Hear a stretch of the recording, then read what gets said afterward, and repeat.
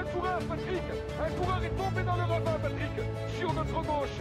Un coureur est tombé. Un coureur est tombé. Il s'agit d'un coureur. Attendez, je vais regarder descendre de ma moto. Oui, je vais attendre. Je regarde bien Alex Zoule. Avec l'attaque d'Anti-Schleck, là, c'est Nibali le premier à sauter dans sa roue. Frank Schleck est juste derrière. Et Alberto Contador qui vient de partir. Lance Armstrong est lâché. Lance Armstrong est lâché. Et il est littéralement à pied, comme on dit, dans les milieux cyclistes, alors que tout le monde le passe. Bonjour à toutes et à tous et bienvenue pour ce nouvel épisode des Commissaires de course, une émission pour les amoureux du cyclisme que vous pouvez retrouver désormais sur notre chaîne YouTube ou sur le forum du site Vélo Club du Net. Moi, c'est Max, alias Albator sur VCN. Et aujourd'hui, pour évoquer l'actualité du moment, sont réunis Charles, alias Charles X. Salut à tous. Greg, alias Volanov. Salut tout le monde. Benjamin, alias Akayon. Bonsoir tout le monde. Et Cédric, alias JFK. Bonjour. Et bonjour à vous, chers commissaires. Donc, l'actualité du moment, c'est bien sûr le Giro et plus particulièrement bien, ce dernier week-end très montagneux qui a commencé samedi avec l'étape qui est arrivée sur le célèbre Monte Zoncolan. Alors, je crois qu'on a un des commissaires qui veut intervenir tout de suite sur ce qui s'est passé le jour-là parce que on peut quand même effectivement remarquer qu'il s'est passé un événement assez notable. N'est-ce pas, Benjamin ? Oui, en effet. Eh bien, le Monte Zoncolan, ça a été l'ascension de toutes les surprises. Tout d'abord, on a vu que les dinosaures n'étaient pas tous disparus, puisqu'on en a vu un courir à côté des coureurs. Mais ce n'était que le prologue à ce qui allait suivre, à tous ces hommes de peu de foi, à tous ces sceptiques, comme disait Lance Armstrong sur le podium du Tour de France 2005, qui ne croyaient pas à sa performance propre. Eh bien, les miracles existent. Les miracles existent. Jésus a crucifié ses adversaires sur la montée du Zoncolan, alors qu'il était en difficulté les jours précédents.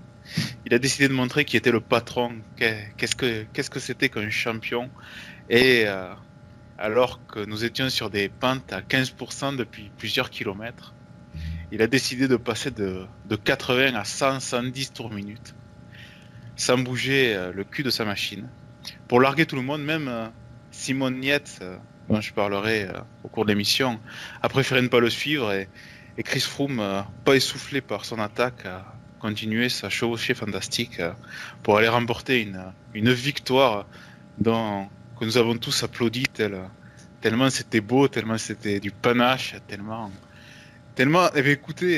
c'était irréel, parce que moi qui suis sans doute un peu fermé, je n'arrive toujours pas à croire à ce que j'ai vu sur ce Monte Zoncolan de la part de Chris Froome. Voilà. C'est parce que t'es trop franchouillard, Benjamin, c'est pour ça. Ça doit être ça. Toi, tu y crois davantage, Charles ?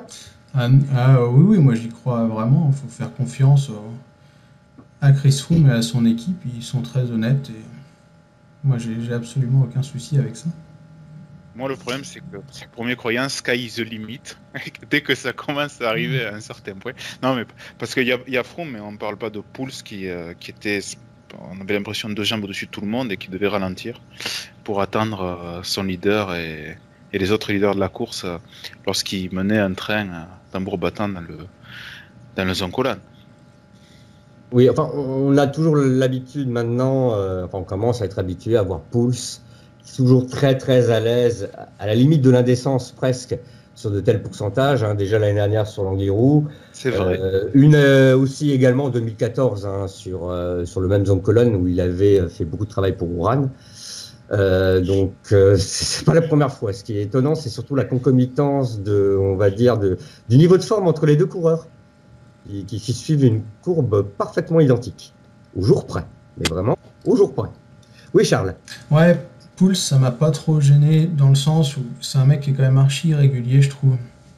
Et le voir comme ça, un peu voler dans les pentes, j'ai pas trouvé ça si gênant que ce que ça pouvait paraître. Et au final, Pouls, on sait qu'il est fort sur les gros pourcentages, on sait qu'il est irrégulier, comme je l'ai dit. et qu'il est capable de faire des numéros sur des pentes à plus de 10%. Donc, le voir comme ça, être vraiment à l'aise sur une ascension comme le Zoncolan, ça me perturbe pas plus que ça. Ce qui me perturbe vraiment, pour être honnête, cette fois-ci, contrairement au début de l'émission, c'est Chris Froome qui se balade comme ça devant tout le monde. Enfin, ça, je peux pas, personnellement. J'ai du mal, je vais laisser la parole pour pas trop en dire. Alors, moi, je vais la prendre.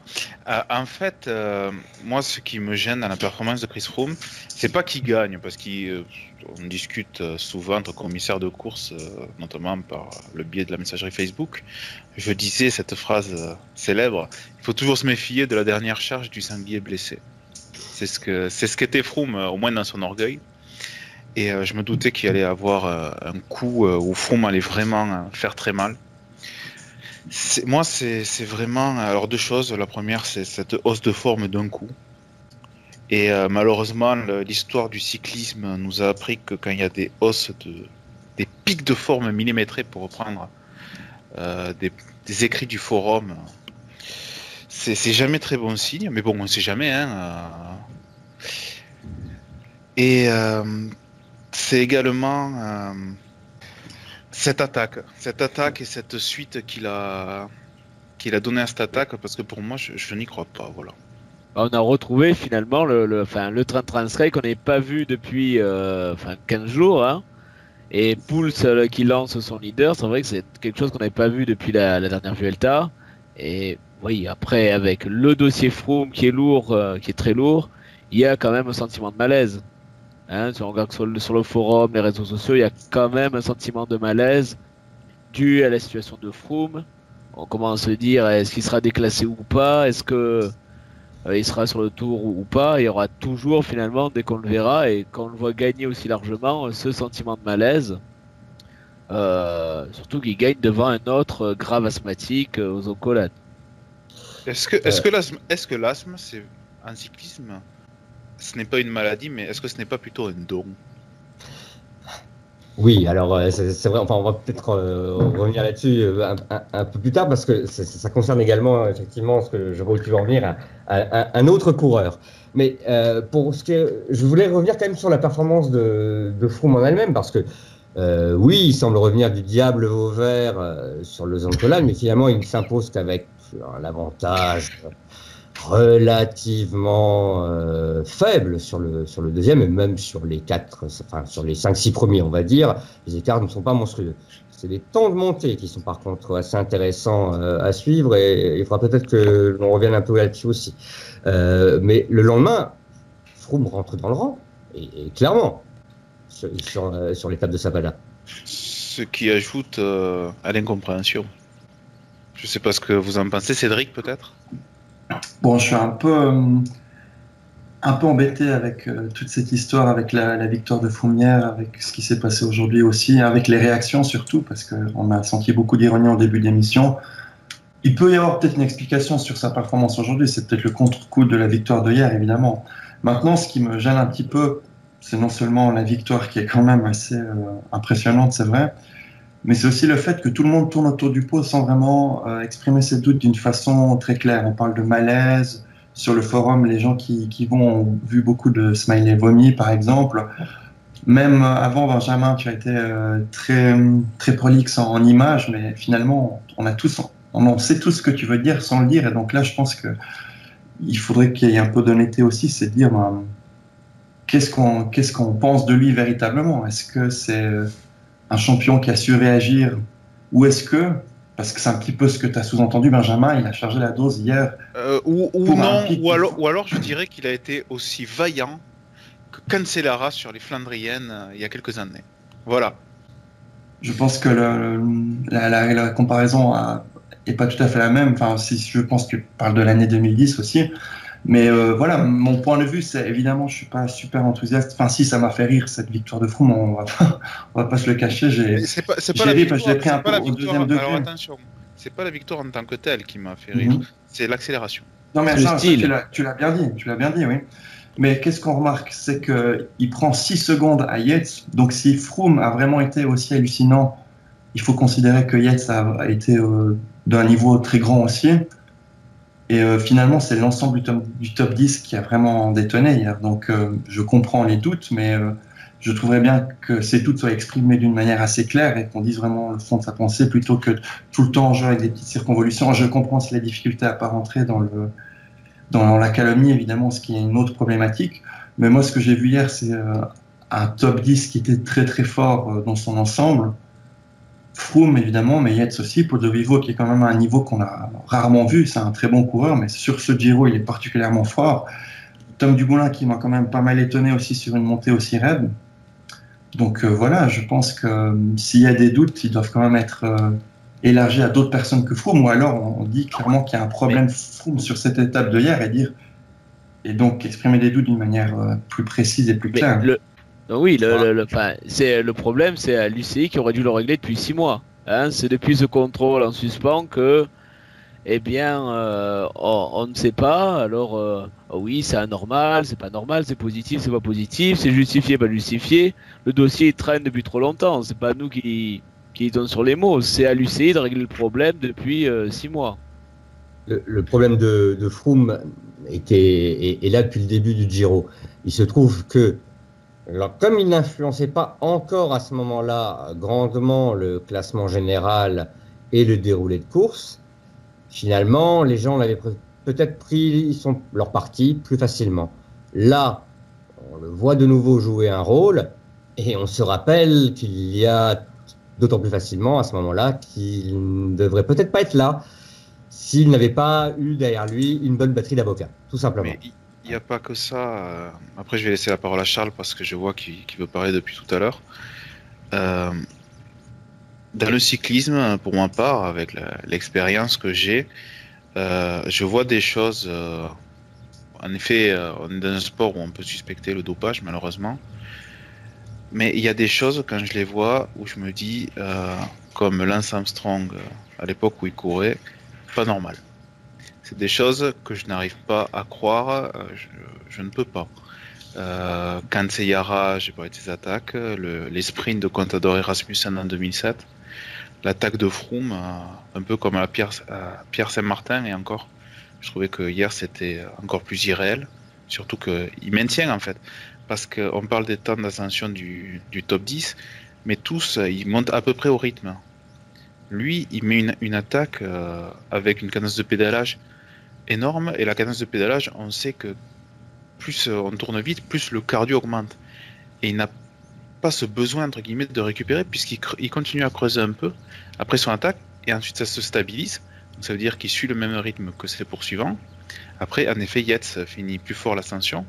Ça veut dire qu'il n'a pas eu de contre-coup de son attaque. Et sur du 15%, c'est exceptionnel ce qu'on a vu. Et pour ma part, maintenant je vais parler sérieusement, je peux me tromper, hein, je suis pas celui qui détient la vérité. Je n'arrive pas à y croire, tout simplement. Je laisse la parole à Charles. Ouais, pour reprendre un peu ce que vous avez dit, que ce soit toi Greg ou toi Benjamin, c'est sûr que pour moi le premier fautif c'est l'UCI qui encore une fois est incapable de prendre ses responsabilités, et s'il y a un coupable dans cette histoire, c'est eux, parce que s'ils avaient pris justement ses responsabilités, on ne se retrouverait pas avec Chris Froome au départ du Tour d'Italie. Ceci étant dit, je pense que comme tu l'as dit Max, le début de Giro arrangeait bien tout le monde, puisque Froome était pas bon, faut le dire tel que les choses sont. Oui, tant qu'il était sous les radars. Ouais, voilà, donc au final ça devait arranger Veni parce qu'il n'y avait pas trop de questions à répondre par rapport à ça. Ça devait aussi arranger l'UCI, puisque de toute façon s'il perd le Giro sur le terrain, au final c'est moins gênant. Et là tout d'un coup on se retrouve avec ce sentiment de germe, si on peut l'appeler comme ça, ou de malaise si on veut être un petit peu plus poli, où finalement Chris Froome reprend le devant de la scène d'une manière complètement irréelle. C'est pas forcément le niveau de Froome qui m'a gêné, moi c'est le niveau affiché par rapport aux performances des 2 premières semaines. Comment un mec qui a la traîne sur chaque ascension, chaque finale difficile, se retrouve tout d'un coup à voler dans la pente? Ça, c'est une question pour laquelle je ne peux pas répondre. Enfin, j'en suis pas capable. Je ne dois pas avoir les capacités intellectuelles de pouvoir analyser ça, mais je pige vraiment pas. Autant Pouls, ça me gêne pas tant que ça, puisqu'au final, on sait qu'il est irrégulier. On sait que quand la pente dépasse les 2 chiffres, il est très fort et capable de ce genre de numéro. Mais Froome qui revient comme ça, d'on ne sait où, qui dépose tout le monde et qui fait un temps d'ascension qui est égale les performances quasiment de 2007 alors que l'étape était beaucoup moins dure il y a 11 ans, pardon, je ne comprends pas. Pour moi, il y a quelque chose de pas normal, comme disait Benjamin. Est-ce que la Sky n'a pas rajouté également à ce sentiment de malaise en disant non mais il y a eu la chute, il y a eu l'autre chute, il a mal à la main, il a un problème à la selle. Alors, au niveau de la communication, je suis d'accord, c'est pas leur point fort. À ce niveau-là, ils ont dit tout leur contraire aussi. C'est de la tactique, après ils peuvent pas dire non plus ce qui se passe réellement. Non, bien sûr, mais bon, il n'y a pas non plus à jouer les Calimero, à rajouter problème sur problème. Pareil, Kenny Elissonde, hier apparemment était au bord de l'abandon parce qu'il a une sorte de déchirure ou je sais pas quoi. Aujourd'hui, finit dans les 30 premiers. Bon, c'est bizarre. En fait, ça rajoute, je pense, au malentendu, on peut dire, face à cette équipe. Mais bon. Mais il y a un vrai malaise. La conclusion elle est là. Puis on le voyait bien à l'antenne hier aussi. Tu sens qu'à un moment, tout le monde voit qu'il y a un petit souci quand même. Alors, dopage ou pas, ça on peut pas le dire parce que heureusement la diffamation n'est pas forcément autorisée. C'est une bonne chose. Mais ça n'empêche pas qu'on peut exprimer des doutes, que nous, en tant que téléspectateurs et amoureux du cyclisme, on peut se dire, là, on est face à une performance et on la piche pas, quoi. On comprend pas comment le mec peut passer de nul à le plus fort du peloton. C'est quelque chose qu'on comprend pas. Moi, j'ai quand même le sentiment que dire qu'il est passé de nul à plus fort est un petit peu exagéré parce qu'il était... À toute proportion gardée, c'est fou. Oui, c'est clair. Mais par rapport à son niveau, il était en dessous, mais il était non plus pas totalement largué. C'était très étonnant de le voir lâcher quand même. Mais il avait un niveau qui était relativement correct quand même pour le début de Giro. Ah oui, j'ai exagéré parce que c'est fou, mais parce qu'on l'attend très haut. Mais je veux dire, par rapport à lui... Mais raison de plus, donc... je prends pas sa défense parce que je crois en lui comme étant mon héros du cyclisme, évidemment, mais c'est juste pour remettre les choses un peu en perspective. Il y a un point, je suis tout à fait d'accord avec toi, Charles, c'est quand tu dis qu'il n'aurait pas dû être au début du Giro.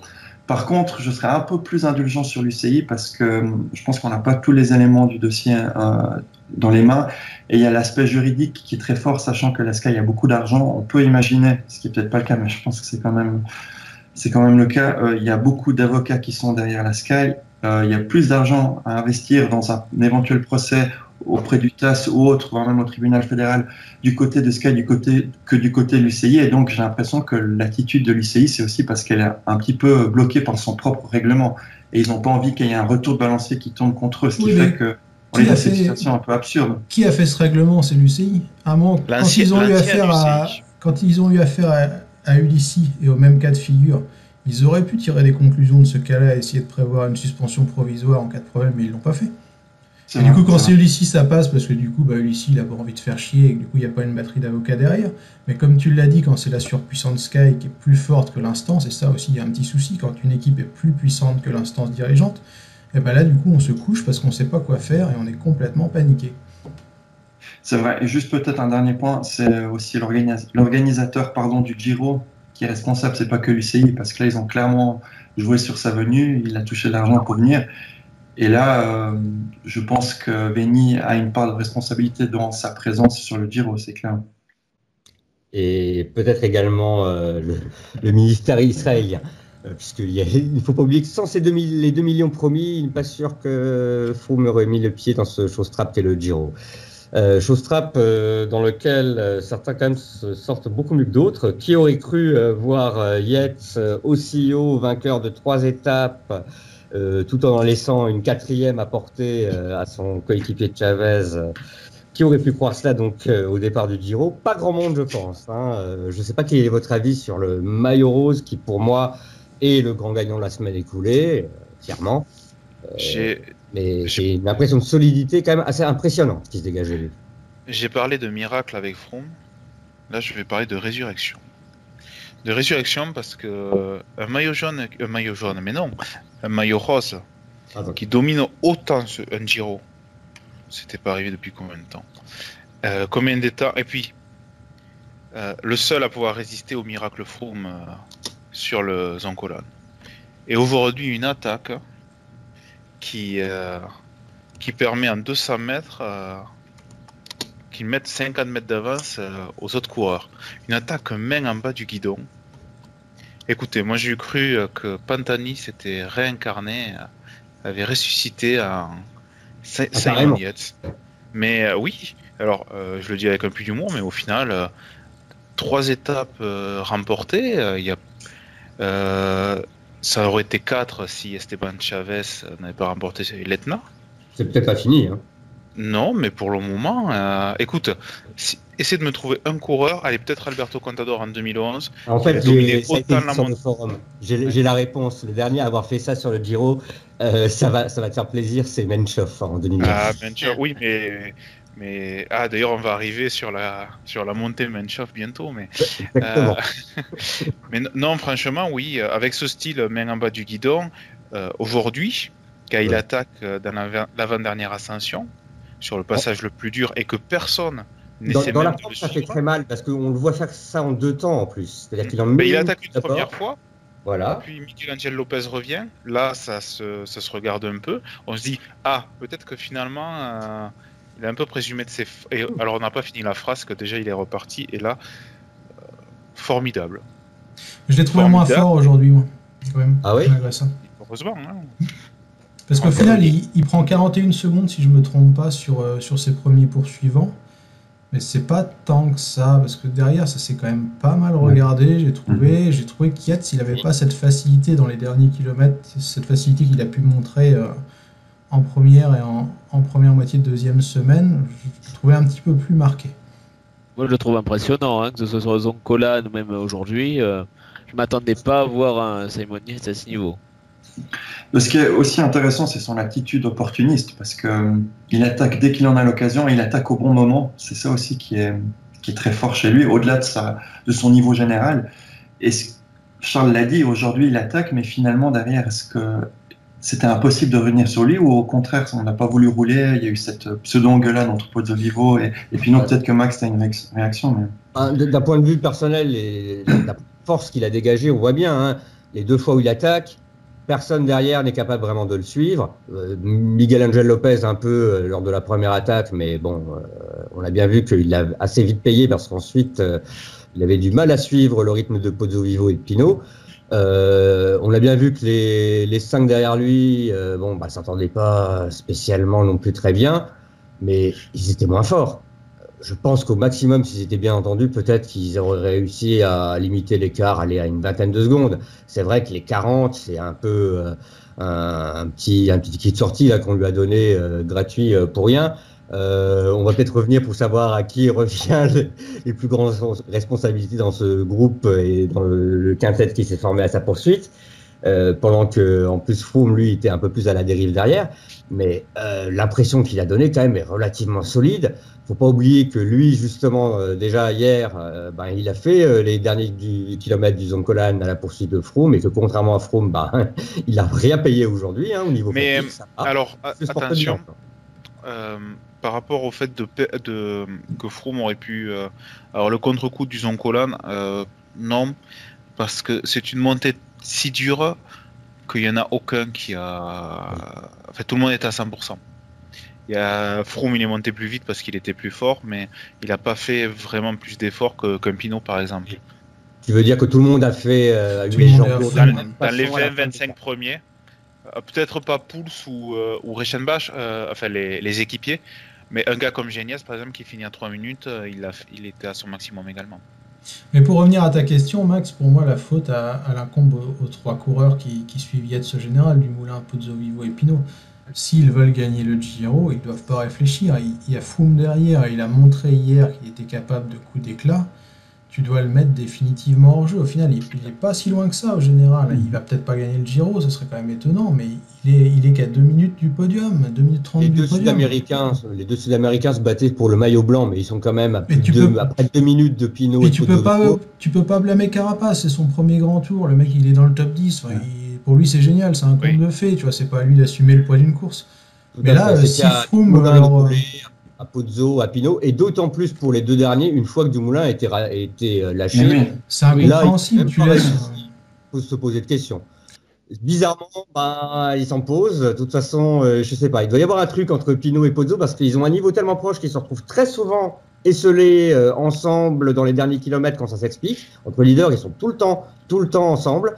Et on a remarqué qu'en général, ça ne passe pas toujours très bien. En analysant ça à froid, j'ai l'impression que leur objectif, c'était de tout faire pour choper la bonif. et qu'au final, ils n'ont pas pensé qu'ils pouvaient perdre plus de temps en se marquant tous et en se focalisant sur la bonif plutôt qu'en roulant comme des malades, quitte à la perdre et à la laisser à Carapace qui sortirait dans les derniers mètres. Tu vois. Au final, ils auraient gagné 6 secondes et 4 secondes, alors qu'au final, ils en perdent une vingtaine. Enfin, le calcul, il est très très mauvais. Quoi. Et Dumoulin qui finit 3ème. Dumoulin, il y a un chrono mardi. Dumoulin a commencé à être l'âge distancé. C'est là où il ne faut pas réfléchir et dire mais tant pis, il faut lui prendre du temps parce que mardi on va prendre cher. C'est à ce moment-là surtout finalement. C'est un sac qui sont pas des gagneurs comme disait Baptiste. Et je suis sûr que si y en a un des deux qui commence à rouler, l'autre derrière au bout d'un moment il aurait suivi et pris le relais. Ça joue parfois pas à grand chose, hein, c'est-à-dire à un moment il aurait vu son intérêt à continuer à rouler. Il aurait fallu qu'un des deux prenne la décision de dire mais tant pis, j'y vais à fond. On va prendre du temps sur Dumoulin. Et peut-être que là, ça tourne vite, à mon avis, hein, stratégiquement. Là. Non, mais je suis sûr que tu vois, Pinot, il s'est dit tiens, si je roule comme un malade, Pozzovivo, il va me faire le sprint, il va me prendre 6 secondes. Et Pozzovivo, il a dû se dire la même chose dans l'autre sens. Quoi. Et on se retrouve avec 20-30 secondes de perdu sans raison.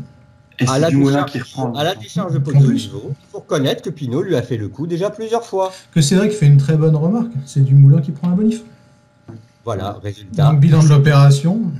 Alors justement, est-ce que je peux faire un peu le point du coup? Alors je vais faire un petit rappel du classement général maintenant, hein, puisqu'on y voit peut-être un peu plus clair après la 15e étape. On a Simon Yates en tête, Dumoulin deuxième à 2 minutes 11, en troisième position donc Pozzovivo à 2,28, Pinot à 2,37, donc les trois là se tiennent en 30, même pas 30 secondes.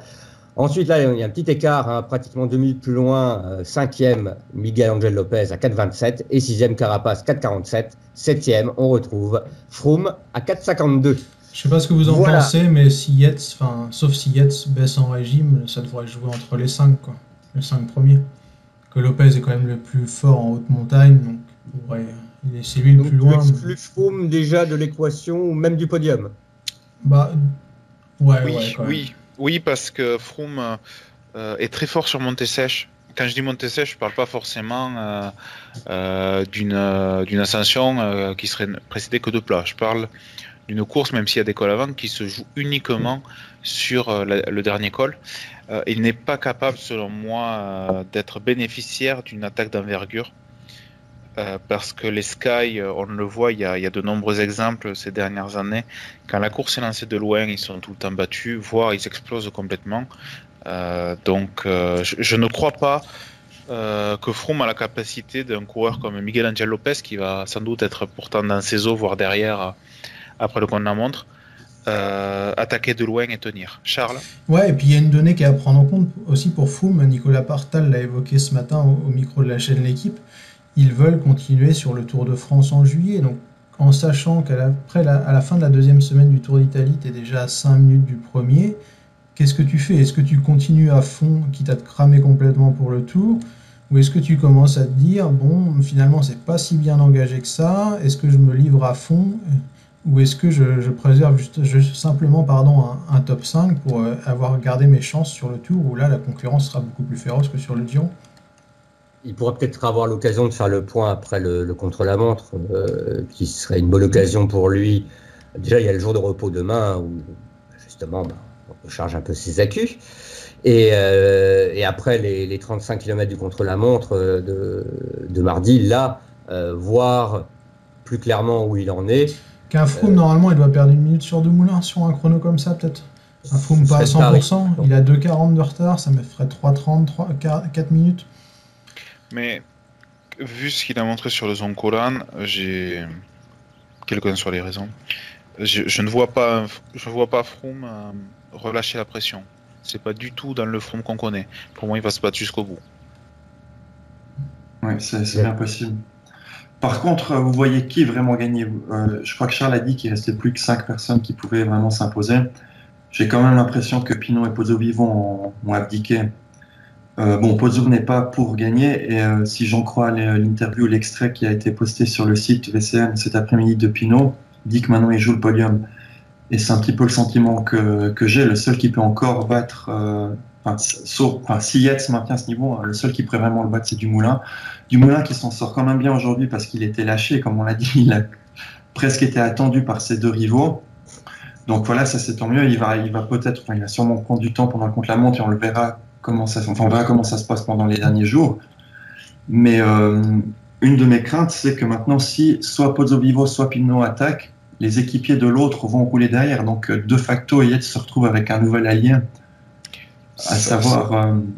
Après, moi je pense toujours que Yates peut se prendre 10 minutes le dernier week-end. Il y a toujours ce risque, évidemment. Et du coup, après, s'il est très fort, bon, il n'y aura pas de souci, de toute façon, il va gagner le Giro et ça sera plié. Mais si par contre, il a une grosse défaillance, entre Dumoulin, Pozzo, Pinot et Lopez, ça va être archi serré. Et franchement, je serai absolument incapable de dire qui de ces quatre-là va pas gagner la course. Enfin, si j'ai en cas de défaillance de Yates. Pour être clair, il reste 3 étapes de montagne, c'est bien ça. Il y en a quand même une, c'est l'arrivée à Prato Nevoso, qui est une arrivée en montée sèche. Là, je vois pas Yates se prendre un quart d'heure. Hein. C'est non, pas là que ça il risque même de gagner. Voilà. Le lendemain, c'est éventuellement l'étape de tous les dangers pour les leaders, parce que certains pourraient avoir envie de tester les autres sur les pentes du Finestre, qui est situé quand même très loin de l'arrivée. Ah oui, puis donc, celui qui saute dans le Finestre, sa course elle est terminée de toute façon. Ah oui, cependant, c'est pas gagné. Ouais, mais ce que tu disais, je crois que c'est Max, qui peut battre Yates s'il maintient ce niveau? Personne. Non, personne. Absolument personne n'est à son niveau, et certainement pas Dumoulin, parce que Dumoulin lui prendra du temps sur le coup de la montre, mais Simon Yates, de ce qu'on a vu, il en fait ce qu'il veut de Dumoulin. Si Dumoulin n'est pas en rose après le contre-la-montre, il ne peut pas gagner le Giro. Même s'il est en rose, s'il n'a pas 30 secondes d'avance. Méfions-nous, on n'a pas encore eu d'enchaînement de cols en haute montagne. On ne sait pas du tout comment Yates peut réagir, il n'a jamais rien prouvé. Si on accepte un craquage, il faut quand même tirer de l'ordre de l'improbable, je pense, Charles. Même si, je veux dire, toi, tu penses qu'il a plus de chances de craquer que le contraire. Ah oui. Carrément. Moi, il a cette solidité, je vois pas pourquoi tout d'un coup il perdrait un quart d'heure. Pour moi, il y a plusieurs éléments qui m'amènent à penser ça. Après, je peux me tromper complètement, ça c'est largement possible. Premièrement, il a jamais assumé le leadership dans une course, parce que le leadership, ça inclut faire les podiums, cérémonies protocolaires, passer au contrôle antidopage, les interviews, etc. Donc c'est une fatigue supplémentaire. Là, plus on va avancer dans les étapes, plus il va y avoir une espèce de pression, parce que les médias vont forcément lui demander est-ce que vous avez course gagnée, est-ce que machin, et du coup c'est quelque chose qui peut être compliqué à appréhender, parce que Simon Yates reste un jeune coureur, quoi qu'on en dise, il a encore beaucoup à apprendre. Et la deuxième chose qui me fait penser que ça peut être compliqué, c'est que Yates, la science de la course, ça n'a pas l'air d'être trop son truc. On l'a vu lors de la dernière étape de Paris-Nice, son Paris-Nice, il le perd tout seul, c'est pas les autres qui le gagnent, c'est lui qui refuse de rouler parce qu'il était largué. Et je me demande si psychologiquement, si jamais il a un souci dans un col assez loin de l'arrivée, il sera capable de prendre les choses en main et de se dire maintenant je m'en fous, quitte à tout perdre, j'assume, je roule pour essayer de rentrer, ou alors est-ce que je me laisse complètement submerger, ça y est j'ai perdu le Giro, je suis fini, blablabla, et terminé quoi. Et c'est dans ce sens-là où peut-être que pour moi, il peut lâcher. Après, je suis d'accord avec vous, s'il garde le même niveau, c'est plié. Oui, Max. Alors, qui va renverser la table? Qui peut être le premier coureur qui, dans le Finestre, va être très offensif et prendre des risques, là aussi, quitte à perdre le podium? Pour moi, ce sera personne, ce sera par voie de fait, en fait. Il suffit que Yates soit moins bon et en fin de groupe, tu vois, un petit coup de moins bien, et c'est là où les autres prendront leurs responsabilités. Si par contre, il est à l'aise, non, il se passera rien. Mais s'il est moins bien, là, les autres, par contre, vont pas lui faire de cadeau, quoi. J'en vois personne, vraiment être assez offensif, prendre des risques, je suis pas sûr que ça arrive. Je suis d'accord avec Max, s'il avait eu derrière lui des tueurs, des mecs comme Nibali, Contador, même à 3 ou 4 minutes, le danger existe avec ces gars-là. Là, le seul qui aurait un peu ce profil, finalement, c'est Froome. Oui, mais Froome, il va le faire, Max. Froome, il peut faire sauter Yates. Ce qu'il a fait au Dauphiné à Richie Porte, qui est quand même l'un de ses meilleurs amis, et ça lui retombe. Ah, mais pour moi, je suis certain que Froome il va lancer un truc comme ça, que ça va lui exploser entre les mains à Froome. Je me demande d'ailleurs si le fait que Yates soit anglais ne jouerait pas en sa défaveur dans ce genre de raisonnement pour Froome. Parce que Froome, s'il est bien le jour du Finestre, il va tout mettre en place pour faire exploser tout le monde. Et lui, il s'en fout. Si c'est Yates qui perd, si c'est Pinot qui perd, Pozzovivo, qui que ce soit, lui, il va être focalisé sur un truc, c'est aujourd'hui, c'est moi le plus fort, et comme Hudson Collan, de toute façon, je gagne parce que j'ai envie et que j'en ai les moyens. Et du coup, il y aura des dommages collatéraux, et on va voir qui ça sera quand même. Et il y a un deuxième coureur qui est capable. réconcilier. Il y a un deuxième coureur qui est capable de faire ça. On a vu son équipe prendre ses responsabilités ces derniers jours, c'est Tom Dumoulin. Alors bien sûr, est-ce que Tom Dumoulin sera le plus fort sur le Finestre? Compliqué, mais s'il se sent bien, oui, lui il va faire rouler très fort, il va pas hésiter. Et en particulier parce que c'est lui qui a gagné l'an dernier. On oublie un troisième coureur qui est peut-être le plus fort en haute montagne et qui a une équipe très très forte aussi, réputée pour être offensif, c'est Miguel Angel Lopez. Miguel Angel Lopez, j'ai l'impression qu'il a peur de Carapace et qui joue le maillot blanc surtout. Il faudra voir où il en sera aussi après le contre-la-montre. Alors imaginons, scénario hypothétique, Carapace lâché dans le Finestre, hop, Astana qui envoie et Yates victime collatérale. Et mon rêve se réalise. Mais il y a encore beaucoup trop d'impondérables. On n'a pas parlé de Haru aujourd'hui, qui a maintenant perdu toutes ses chances. Alors est-ce qu'il va abandonner demain ou est-ce qu'il va essayer de jouer une étape d'ici la fin du Giro? Si c'est la deuxième option qui va se réaliser, on peut aussi imaginer qu'il va attaquer très vite. Et là, il y aura toute une série de gros grimpeurs qui vont partir. Et là, on ne peut pas du tout anticiper la manière dont les favoris pour le classement général vont réagir, évidemment. Qu'est-ce que tu en penses, Max, sur Fabio Aru? Déjà, moi, je pense qu'il va abandonner ce Giro, si ce n'est peut-être sa carrière. Non, plus sérieusement, vu où il en est déjà au classement général, s'il part, ça sèmera pas la panique. Et surtout, le problème, c'est pas vraiment la volonté d'Aru ou quoi que ce soit, c'est tout simplement le tracé, le parcours. Il reste 3 étapes. La première, comme j'ai dit, c'est une arrivée en montée sèche, donc c'est pas là qu'il y aura du mouvement. Il peut pas se passer grand-chose. Hein. Après, un mauvais jour, ça peut arriver à n'importe qui. Oui, même une montée tout à sèche, fait. mais bon. Mais ce que je veux dire, c'est que pour une étape, où on veut créer du mouvement, il n'en reste vraiment que 2. Et donc celle du Finestre et la dernière, on va dire, avec les 3 grands enchaînements qui s'enchaînent sur les 50 derniers kilomètres, où effectivement il y a possibilité de faire partir la course de plus loin. Mais c'est tout. Et je dirais la plus difficile éventuellement pour quelqu'un qui n'a pas les bonnes jambes, oui, c'est l'étape du Finestre.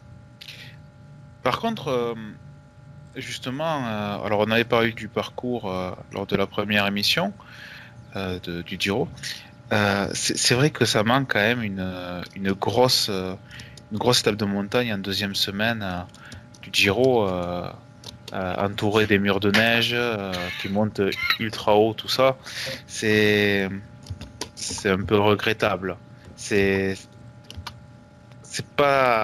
manque quelque chose à ce Giro pour être un véritable Giro. Oui, au-dessus de 2000 mètres, ça manque ces images de congères de 3 mètres autour des coureurs. Il y a peut-être une raison toute simple, c'est que le trajet part souvent du sud vers le nord et forcément les grands cols sont vraiment tout au nord de l'Italie, donc on ne peut pas les avoir lors des 3 semaines tout simplement pour des raisons géographiques. Si on veut avoir un semblant de tour, on ne peut pas rester tout le temps dans le nord et c'est pour ça qu'on les retrouve souvent à la fin. Et surtout pour des raisons un peu historiques, le Giro était quand même une des manifestations sportives devant un peu rassembler les Italiens autour de leur pays. Donc le Giro, plus que le Tour de France, fait souvent attention à bien traverser. Ouais, puis il y a une question climatique aussi. Mine de rien, on est qu'au mois de mai, donc à 3 semaines près, tu vois, le déneigement, aborder des grands cols à plus de 2000 mètres début mai, ça peut être plus compliqué peut-être que 3 semaines plus tard aussi, en fonction des années, bien sûr. Mais... Oui, il y a eu quelques situations malheureuses. Mais ça reste l'identité du Giro quand même, c'est ces très longs cols qui montent aussi haut. C'est vrai que cette année, la Cimacoppi, c'est le Finestre, c'est le seul col, je crois, au-dessus de 2000 mètres, on retrouvera. Voilà, alors on va peut-être passer à la fin de l'émission, juste avant de clore, au traditionnel pronostic. On va les comparer d'une émission à l'autre. Ce sera assez amusant de voir la façon dont ils auront changé. Je ne sais pas qui veut annoncer son premier. Charles, par exemple, pour le podium. Pour le podium, c'est pas facile. Est-ce que je reste sur Thibaut Pinot ou pas? Allez, je reste sur Thibaut Pinot. Je vais rester confiant et subjectif. Devant, on va dire, Tom Dumoulin et Lopez. Je reste sur mon idée que je vois Yates s'écrouler. N'hésitez pas à me rappeler que j'avais tort dans une semaine. Non, c'est un podium courageux. Très bien. Greg? Moi, j'ai donné Dumoulin, Yates et Pinot. tu vois quand même aussi Yates un peu cédé. Très Bah, on bien. va espérer qu'il se passe quelque chose. Voilà. Ben? Pinot, Dumoulin, Lopez et Simon Yates 4e. Et s'il maintient son niveau et qu'il n'a pas cette défaillance auquel je crois, ou plutôt, c'est peut-être pas que j'y crois, mais c'est que je l'espère, pour Thibaut Pinot, parce que je suis supporter, Simon Yates premier et avec au moins 2 minutes d'avance sur le second s'il garde ce niveau en comptant le contre-la-montre. Ok. Enfin, Cédric? Dans l'ordre ou dans le désordre, Yates, Dumoulin et Froome. Froome, pas mieux que 3, mais peut-être sur le podium. Donc, tu hésites pour la victoire simplement entre Dumoulin Et Yates. et Yates. Ouais. Et toi, Max? J'aurais été tenté de mettre presque le même podium que Cédric, à vrai dire. Je vais quand même laisser Yates devant, Dumoulin, et troisième, quand même, je vais mettre Pinot sur le podium. Et une dernière petite question pour le fun. Est-ce que vous voyez Yates ou Dumoulin être en rose mardi soir? Moi, je pense que Yates sera encore devant. Je pense Ouais, moi aussi. Moi aussi. je pense qu'il va perdre autour de la minute 30, en fait, pas plus. Oui, et peut-être même moins. Lorsqu'il a l'air d'être en une forme olympique, quand on tient la forme comme ça sur un grand tour, c'est rare qu'on la perde du jour au lendemain. Et puis, il dégage vraiment une impression de solidité. Pour l'instant, je ne le vois pas fléchir comme ça. Je pense qu'il sera encore en rose après. Voilà.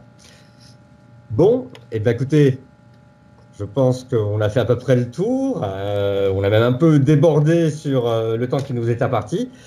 Voilà, ben écoutez, n'hésitez pas à nous laisser des commentaires suite à cette vidéo. On essaiera d'y répondre le plus vite possible. Ça va polémiquer. Et oui, il est possible effectivement qu'il y ait quelques petites polémiques. Bon, des choses ont été dites. On a pris soin quand même. N'hésitez pas à nous dire qu'on a tort. Au Oui. contraire. Hein. Ça devrait être assez facile. Bien. Bah écoutez, bonne fin de journée. Prenez bien tous soin de vous et à très bientôt pour une nouvelle émission des commissaires de course. Au revoir. Au revoir tout le monde. Au revoir. Au revoir.